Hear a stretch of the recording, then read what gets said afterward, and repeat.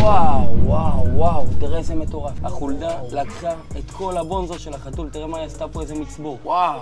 הגענו עכשיו ללקוח עם חולדה, בואו איתי, בואו נטפל בו.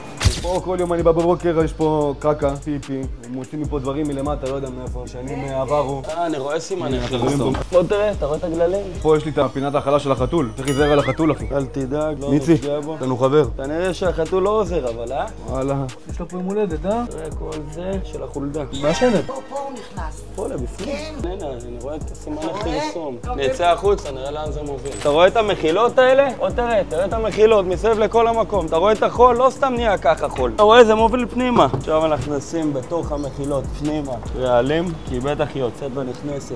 חייב לנקות הכל בצורה יסודית, כדי שהמלכודות יישבו כמו שצריך. ולא יהיה לה אלטרנטיבה אחרת לאכול. אחרי שניקיתי הכל, שם לה מלכודת ללכידה. אפילו את הגרגירים הקטנים האלה אני מנקי, שהיא ישר תבוא למלכודת. במלכודת יש חומר משיכה.